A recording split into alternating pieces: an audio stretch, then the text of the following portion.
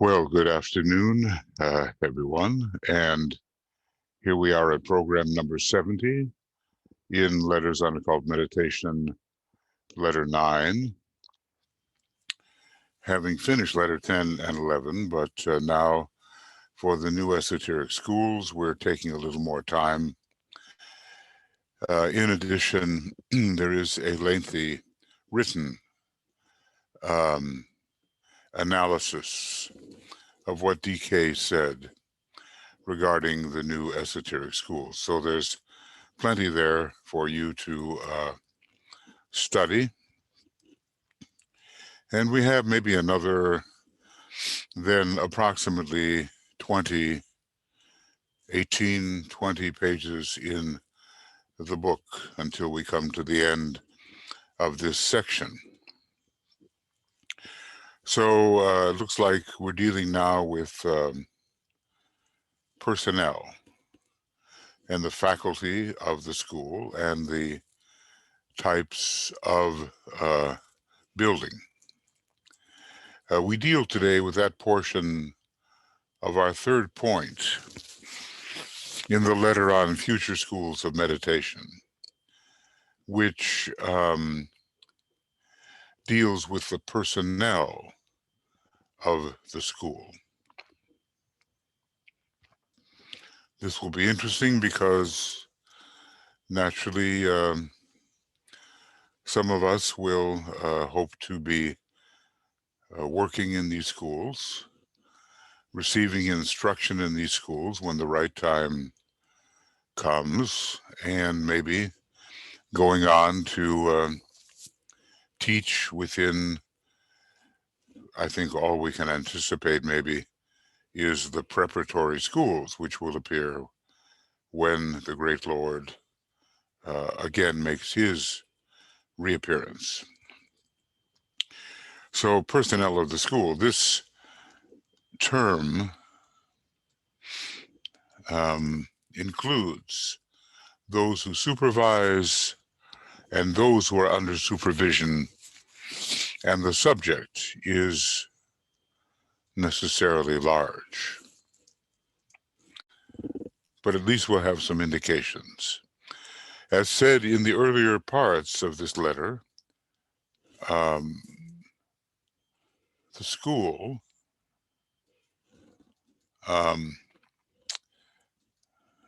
okay, I want to make sure here that we have something just expanded there. So the schools will be in two divisions wherever they may be situated. He's repeating, a preparatory school for the earlier grades in occult instruction and situated preferably near some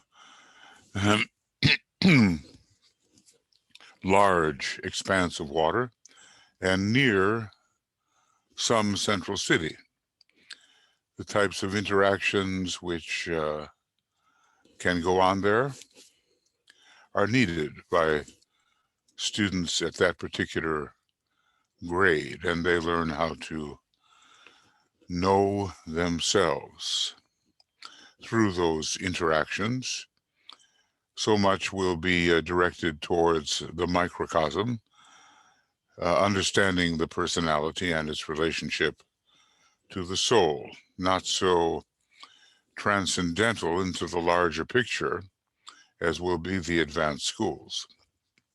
And an advanced school for the later grades, which will definitely prepare the way for initiation.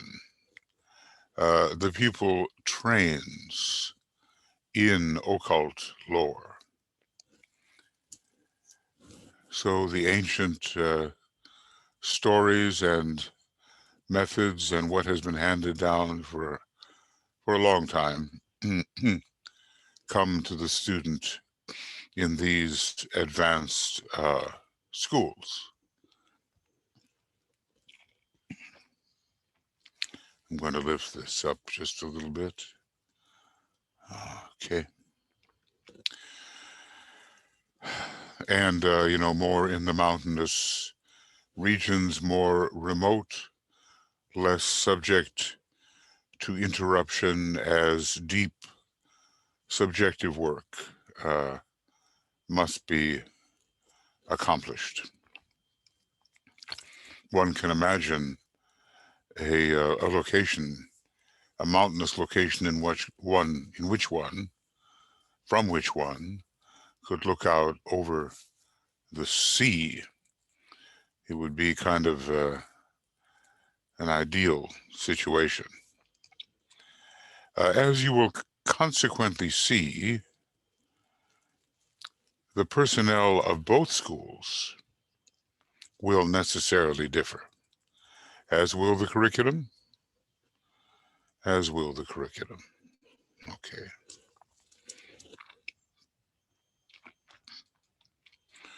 And at least we can get a clear idea of what the personnel will be so that we do not over-eagerly anticipate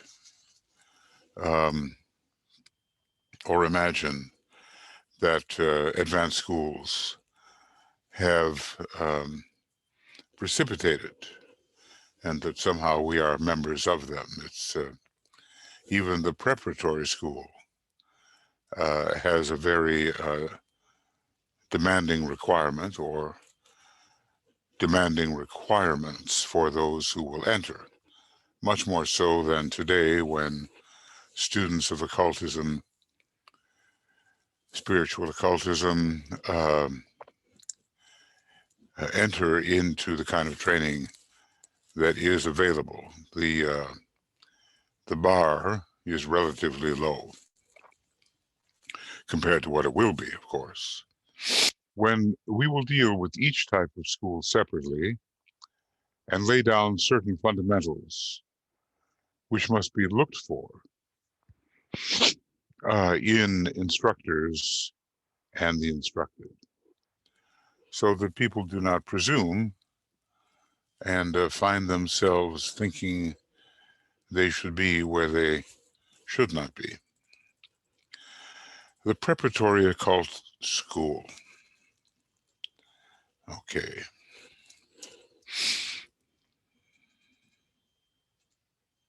This, to the outer world, may appear not so different from an ordinary college. The differences will not be recognizable at first to the man of the world, though the differences will be there and will demonstrate themselves in the school work to the pupils and on the inner planes. And let's just say here about this, wherein experiences can be expected. The fundamentals as regards the instructors are as follows. Okay, well, this is just a little bit about the college-like appearance of the preparatory school.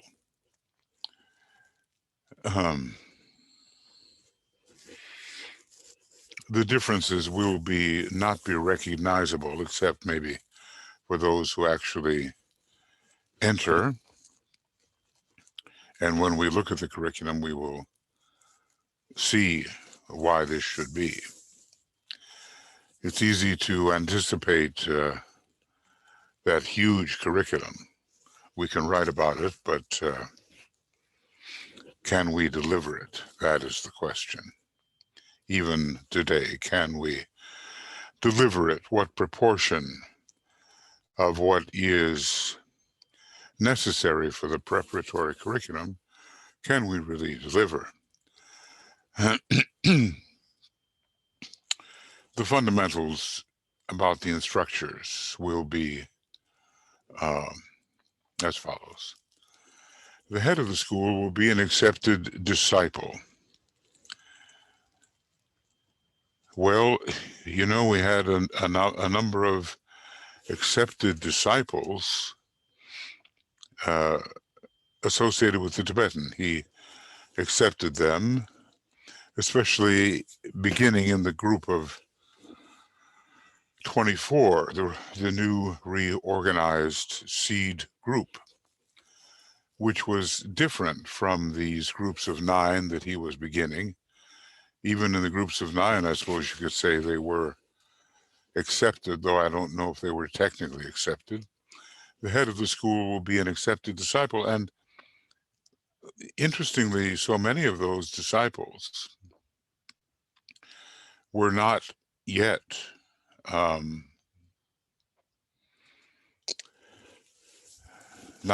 second-degree initiates. So that's something to bear in mind, unless the term is being used in a different way. You can be an accepted disciple, let's say after the midway point between the first and second initiation, and certainly after the second initiation, if your fate is that. He already explains that many go on to accomplish in their own way who are not having the type of relationship with the master whereby he would accept them. It's oftentimes a karmic relationship from the past based on long association. But we can see a disciple of some standing, certainly having taken the first initiation, and probably, I would guess, very close to the second.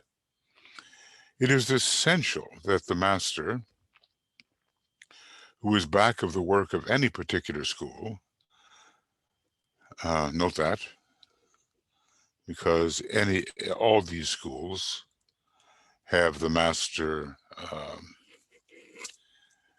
backing it up, standing behind, even if not so obviously the case.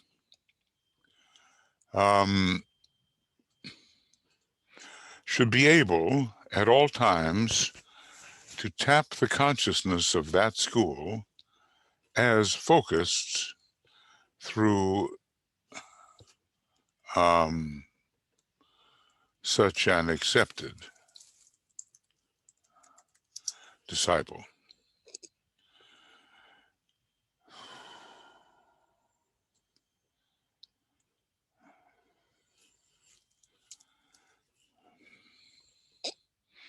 Because the master ultimately has a very considerable responsibility with respect to any school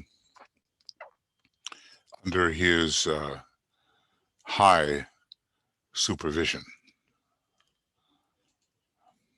The head will be able to act as a medium of communication between the students and the master. The head, in a way, as an outpost of the master's consciousness, will be able to act as a medium of communication, an intermediary between the students and the master, and as a focal point for the master's force, for his force to flow through them,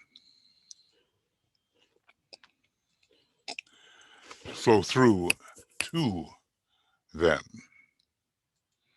Okay.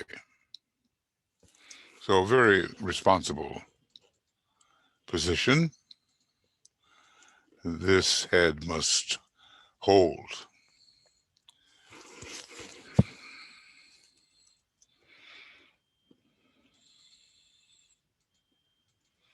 He must be consciously able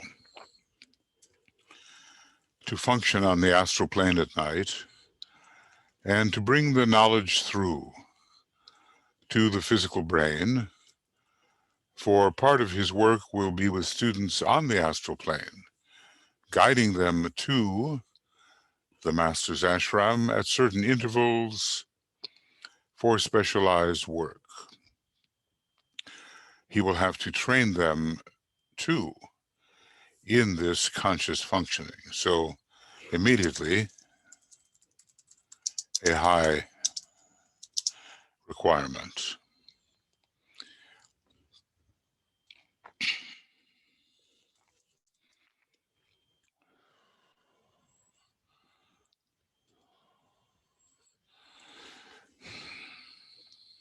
Now, of course, some of this functioning was commonplace in Atlantean days, or at least the ability to be awake on the astral plane at night.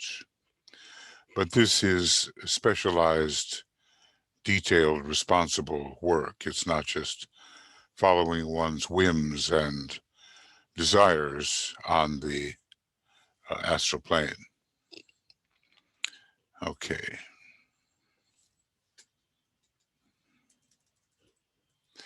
Under him will work 6 instructors, of whom one at least must be a conscious clairvoyant. One thinks particularly of the sign Virgo as important for conscious mediumship, and maybe for, the type of voluntary clairvoyant, not an involuntary one, and able to assist the head,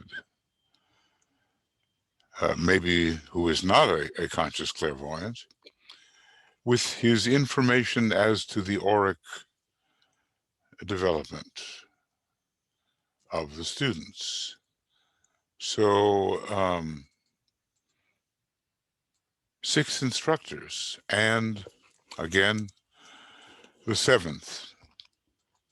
We note that number 7 is very important. It was important in a negative sense regarding Hitler and his evil group. Add it all together, and there were 7, and they were able to channel a rather merciless expression of the Shambhala force, devoid of love, but not devoid of the magnetism that would attract. So this clairvoyant will be able to help the master assess, if the clairvoyant is real, trustworthy, proven, scientifically trained, so forth. The clairvoyant, he must be able to gauge the colors and the expansion of the student's vehicles and cooperate with the head in the work of expanding and tuning those vehicles. So right away we see something that cannot take place even right now. There's not this kind of trustworthy clairvoyant generally available. These instructors must be on the probationary path and earnestly devoted to the work of assisting evolution and devoted to the service of some one master. So the probationary path, of course, takes us to a period before accepted discipleship.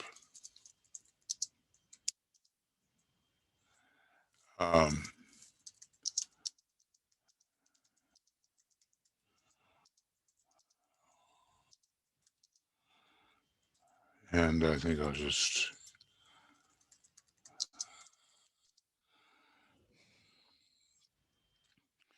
So, the degree of accomplishment is significant, but not overly high, and it is reachable by people who are even now in training for such a possibility. Anyway, these six, I often look at it, take 7 pennies, one goes in the center, and the hexagon of pennies surrounds it. That's what fits. The one central point and the 6 around, and this would be replicated on a high turn of the spiral with Sanat Kumara and the Buddhas of activity and esoteric Kumaras, and maybe replicated when we consider the solar logos and the 3 major logoi. Maybe there would be 3 others surrounding the solar logos, the 1 and the 6, also connected with the planes, the first plane and the 6 subsidiary. These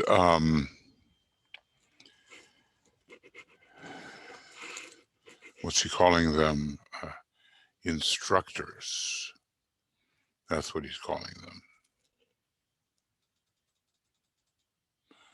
These instructors must be on the probationary path, and every true aspirant has taken the first initiation, so it sounds like they must have taken the first initiation, not the 4th.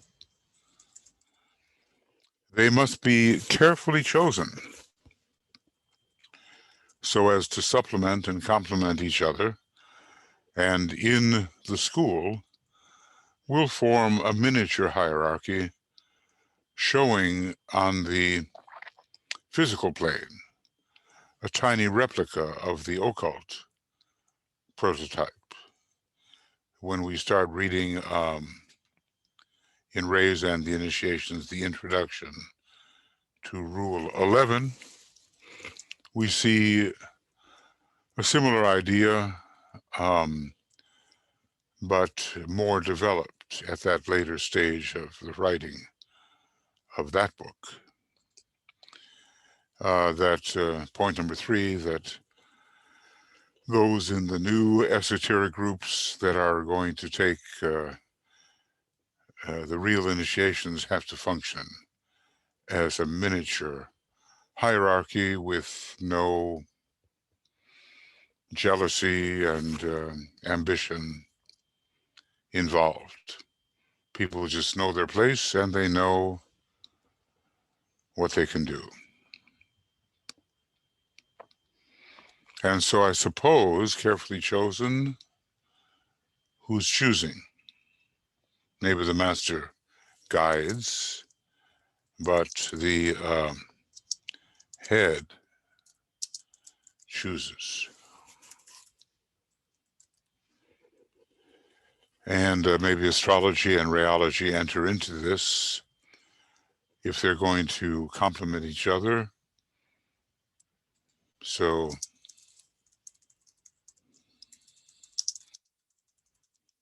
enter here. As their work will be largely to develop the lower mind of the pupil and to link it up with the higher consciousness, and as the focal point of their endeavor will be the rapid building in the causal body, they will be men of erudition and of knowledge, grounded in the knowledge of the hall of learning, and able to teach and to compete, were it necessary, with the trained teachers of the world universities. So knowledgeable types. And note their work is largely to develop the lower mind of the pupil and to link it up with the higher consciousness and the building in of the causal body by methods that work. So the standard here for an instructor in the preparatory school is high.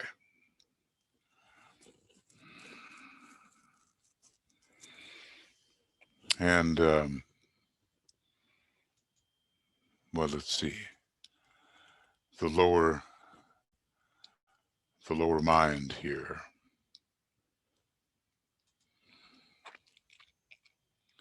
And the rapid building in of the causal body. Maybe they have methods, and the master instructs them regarding such methods.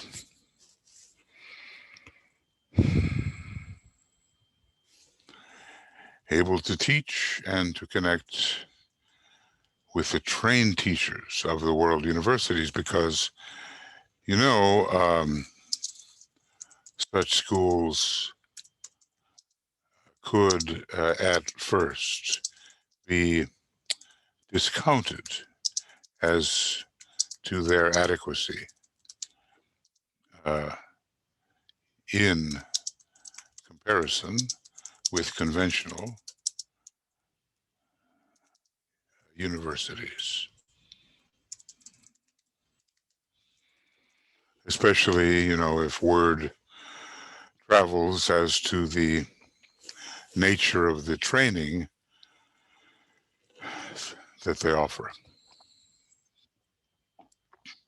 So 1 and 6, and an accepted disciple head, maybe having taken the second initiation,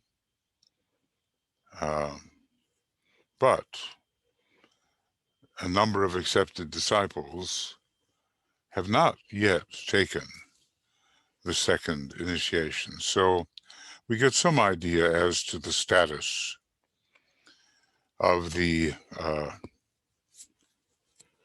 initiate head, but initiate of the threshold head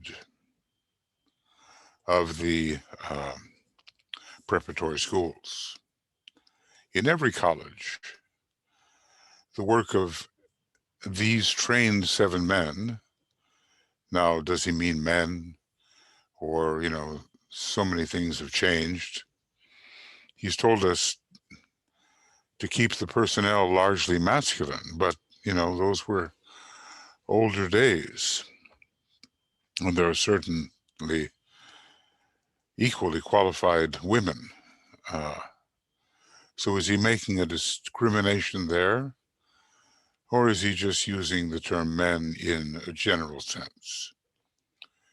In every college, the work of these trained 7 men will be aided, now he goes on, by that of 3 women chosen for their capacity to teach, for their intuitive development, and for the spiritual devotional touch they will bring to the lives of the students.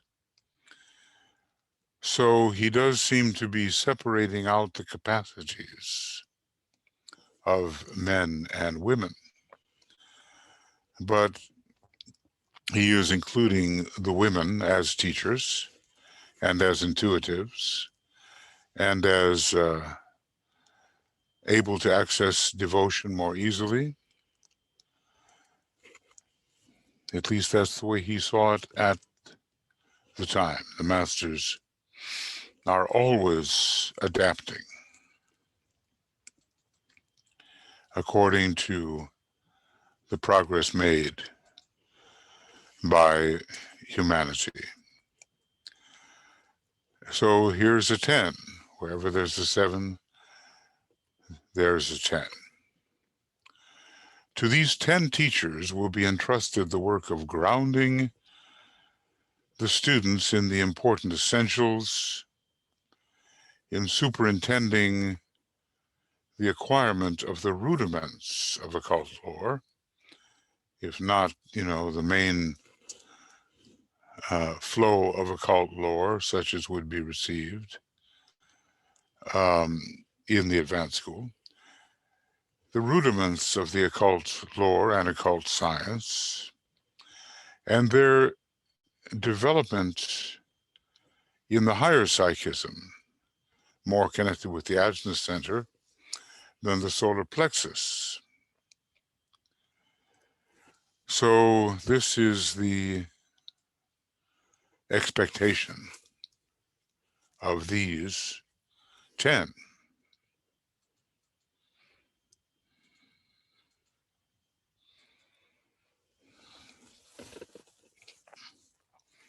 And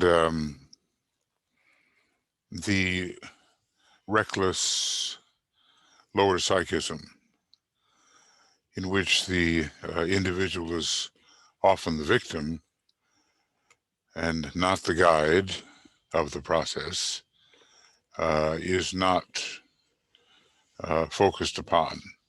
Something higher is focused upon. I'm recalling, is it BSD? Anyway, it's the very first disciple. His name was Adams.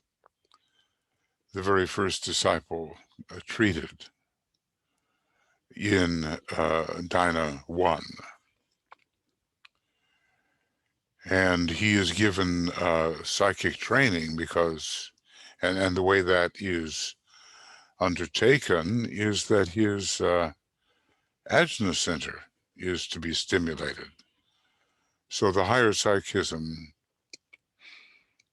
is involving the Ajna center and not run by the solar plexus. These 10 must be profound students of meditation and able to superintend and teach the pupils the rudiment or rudiments of occult meditation as taught, for instance, in this book. So, in a way, this book is a textbook for the teaching of the rudiments of occult meditation. Again, the bar is high, and much training has to go into the preparation of such a group of 7 and 3, such a group of 10. Occult facts will be imparted to these pupils by them, and the basic laws that in the advanced school will be the subject of definite practice by the would-be, and I want to say true initiate. I want to say preparing for the 3rd degree. Occult facts will be imparted to these pupils by them. And, it's somewhat theoretical at first, but it will not be by the time the advanced school is entered, will not be theoretical, because their definite practice in making those occult facts into experienceable realities will take place.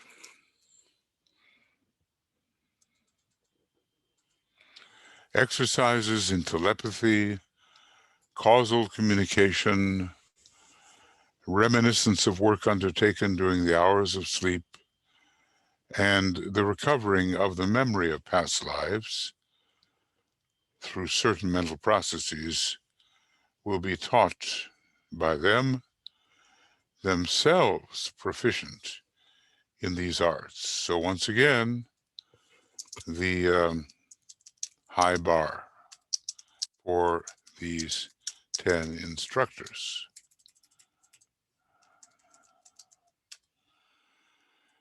Take a look at these arts. Telepathic, causal communication. So what the causal body knows, or what is known in the causal body, will be known by the communicator and by the one that receives the communication. An accurate memory, reminiscence of work undertaken during the hours of sleep, so one can bring that work through consciously into utility. And another type of deeper reminiscence, the recovery of the memory of past lives. That has to be taught to them first, of course, through certain mental processes. So again, we see why even now these preparatory schools, as they will be, cannot be precipitated,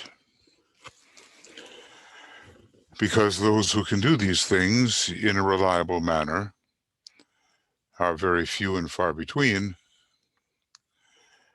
and I would say of insufficient numbers to be assembled for this type of work of instruction in a preparatory school. And these teachers, women and men,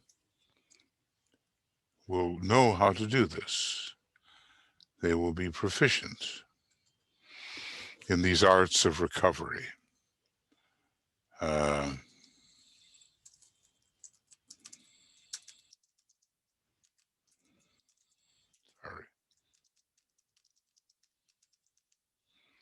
As you will see here, all the teachers will be devoted.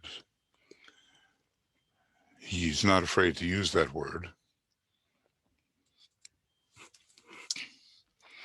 To the definite training and inner development of the threefold man. So, it is the microcosm that is under development in the preparatory schools. So, if a person has the sense that they may be part of such a training faculty, they'll probably have to be students first of something that will train them to have these qualifications. And even now, they may be under training to build in those qualifications at a future time. Now, under these 10, I guess, will work various other teachers who will superintend other departments of the pupils' lives. Exoteric science will be taught and practiced by proficient teachers, and the lower mind will be developed as much as possible, I would say, in the right way. Right now, it's so often a source of blockage with regard to the higher impressions. So as much as possible, but in the right way, which is not obstructive and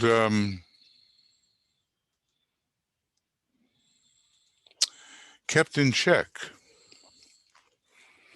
by the other 10 teachers who watch over the proportional development and the aptitude for the correct meditation of the students. So let's just say we have a situation which is not strictly academic.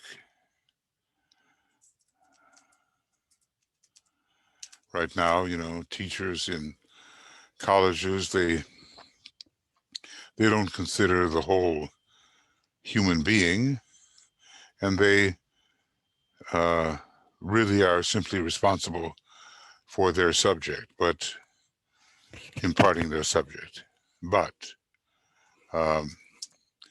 we have something different in the preparatory school.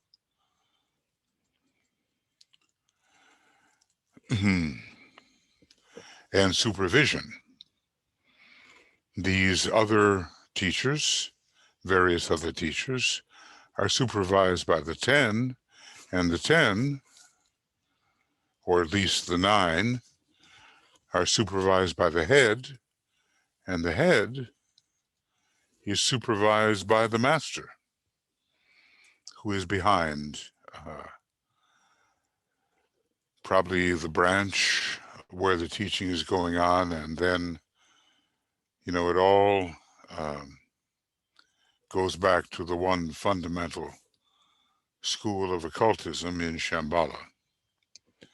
So there's a master behind every particular school, then there's a master behind the branch in which that school occurs, one of the 4 branches.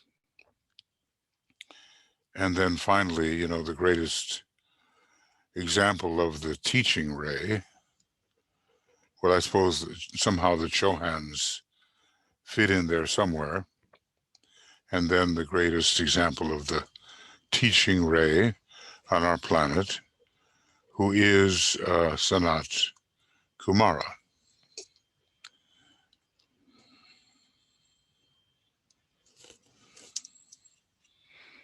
Kept in check, checked upon.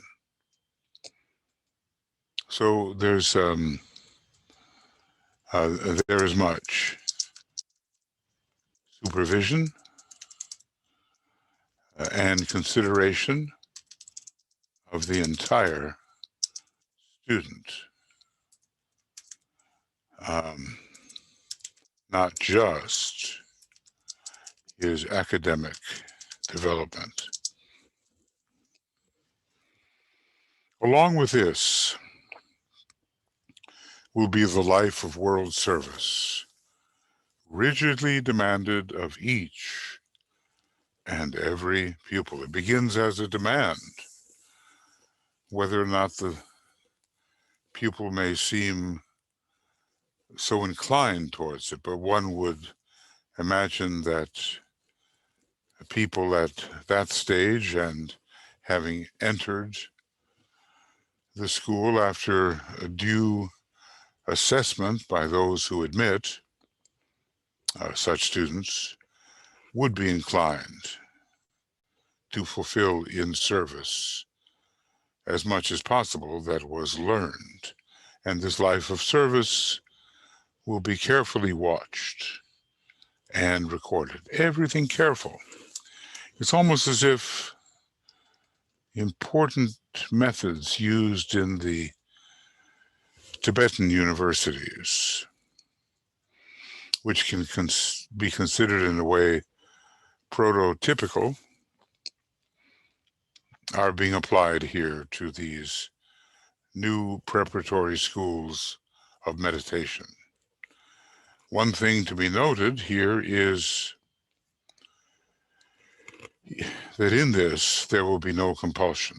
The pupil will know what is expected of him and what he must do if he is to pass on to the more advanced schools. And the school's charts recording the condition of his vehicles and his progress and his capacity to serve will all be available for his personal instruction, though to no one else.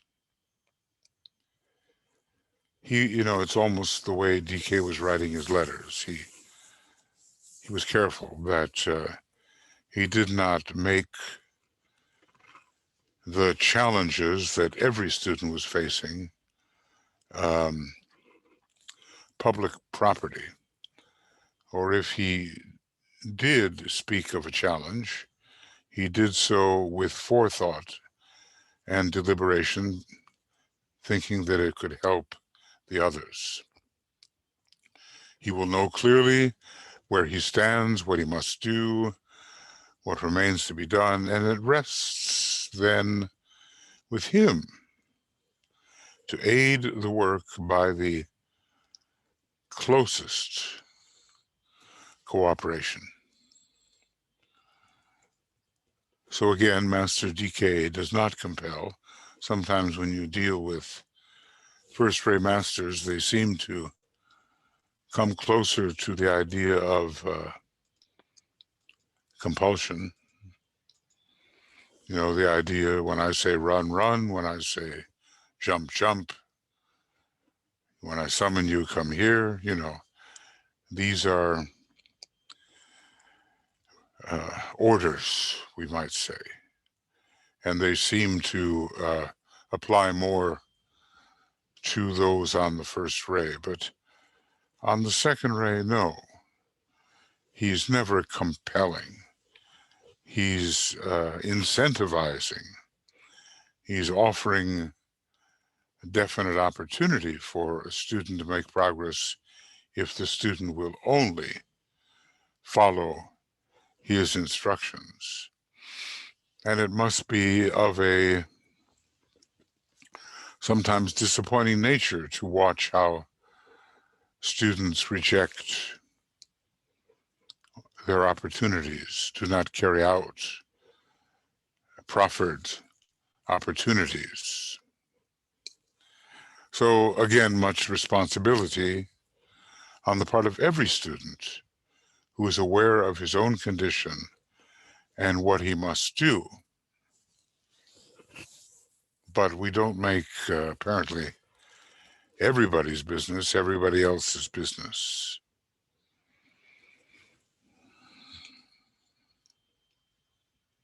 And all of this tells us it'll all be available for the student's personal inspection, but not to anyone else. That could only cause interference, disturbance, even, inappropriate conversation, gossip, and so forth.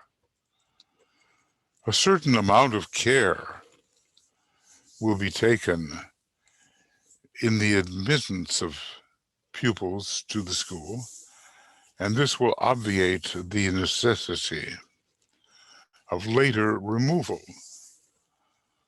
for inability or lack of interest. But this I will deal with later when taking up the grades and the classes.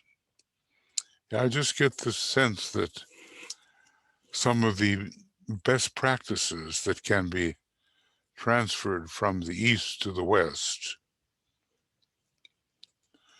are being applied here, brought forward, shall we say, for future application. I imagine that in the Tibetan universities, things are quite tough, but of a nature not dissimilar to what will occur in the West when the schools, even the preparatory schools, can at last be manifested.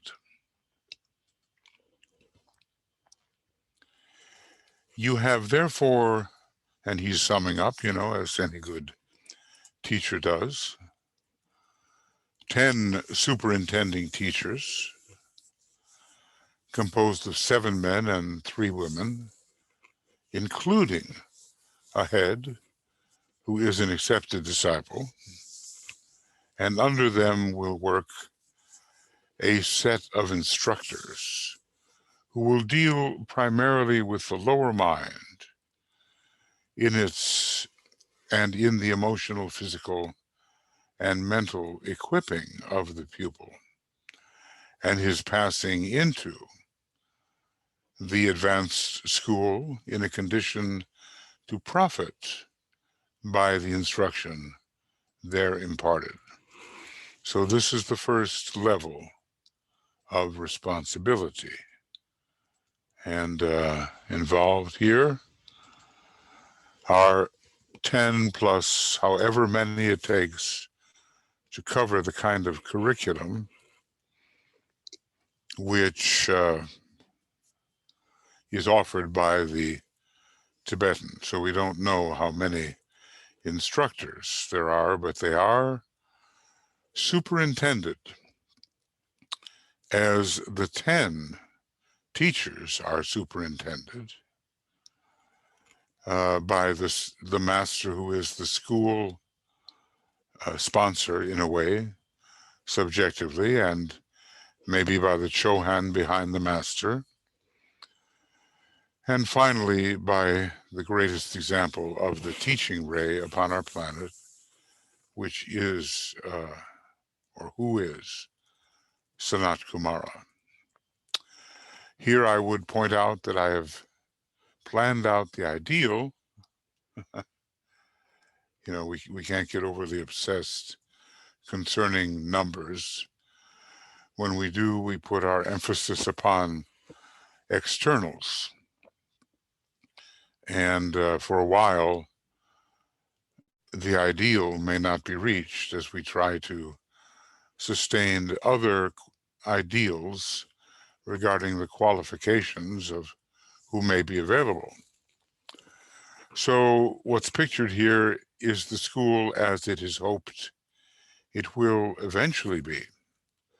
But as in all occult development, the beginning will be small and of little apparent importance.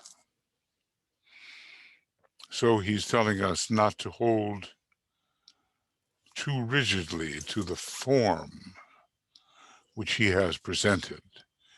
You can imagine people getting quite obsessed with the numbers and the specific duties and so forth, so that they try to do in the beginning what cannot be done in the beginning. But maybe later, yes, maybe later there can be fulfillment. In any case, not to look for dramatic results in the beginning, and to keep things small and qualitatively under control. That's the most important thing, this qualitative control, I would say, whether the exact numbers can be fulfilled or not. And tomorrow, he says, we will take up the rules governing the admission of students and the personnel of the more advanced school.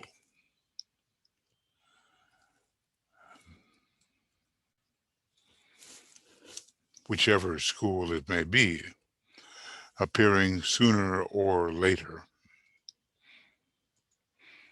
You know, certain of the advanced schools may appear even centuries before later advanced schools, and maybe the same is true for preparatory schools. But one of the methods of bringing the hierarchical understanding to more and more human beings is through these schools, these banded esoteric organisms.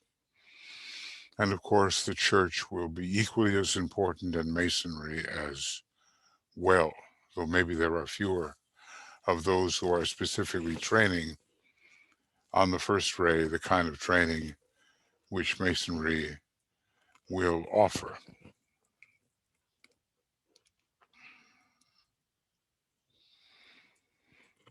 I think if the program is to be approximately an hour, this may be a good place to stop. So here we are getting ready then to begin program 71. What will it be about? The personnel of the advanced school. Okay, well, we're not exactly putting the cart before the horse. I think we understand that every preparatory school must lead to the possibility that the students will enter an advanced school. And thus it is even in our conventional universities, when you finish your bachelor's degree, you don't necessarily go away and you don't necessarily go away before you can take your master's degree. And when you finish your master's degree, so to speak, well, sometimes PhD programs like you to move on and try a different university location, but not necessarily. So the chance to take the preliminary education and move on to the still more advanced methods of education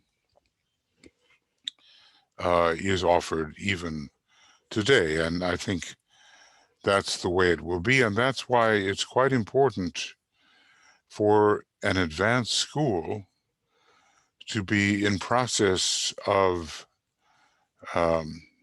emerging in connection with a preparatory school. It's not always the case.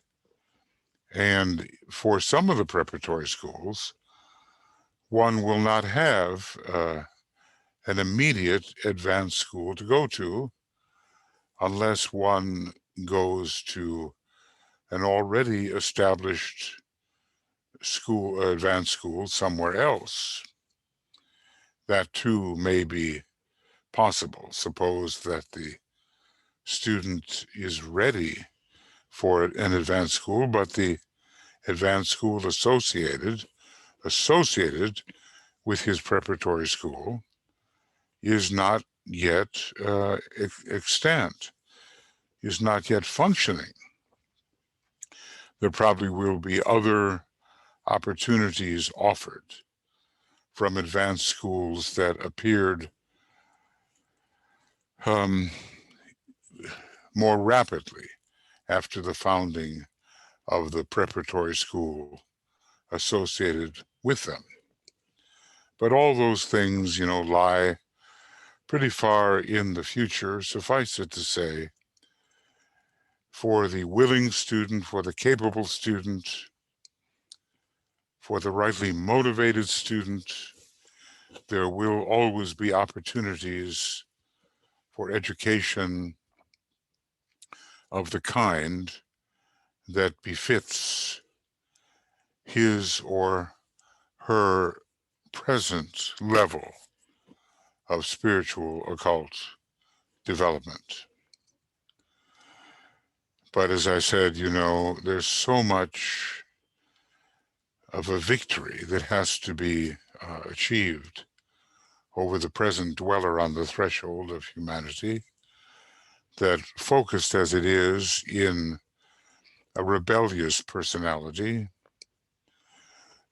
seems to want to hold back entrance, the right kind of entrance into the Aquarian age. So first we have to get through that. And then these other possibilities will appear. And hopefully we will have the kind of memory brought through, the kind of reminiscence of past lives, which will be useful in guiding us in correct decisions. It's always possible to make many mistakes if we function impulsively and without due consideration. And part of that due consideration to make our decisions more and more accurate is due consideration of the experiences that we have been through but have forgotten as we drink of the waters of the river of forgetfulness, Lethe. Okay, so hopefully a bit more today we'll be able to take up the personnel of the advanced schools. Meanwhile, lots of love, many blessings, and let's take advantage of that which has been offered to us so generously. We who are so much in need of this offering. So we'll see you soon.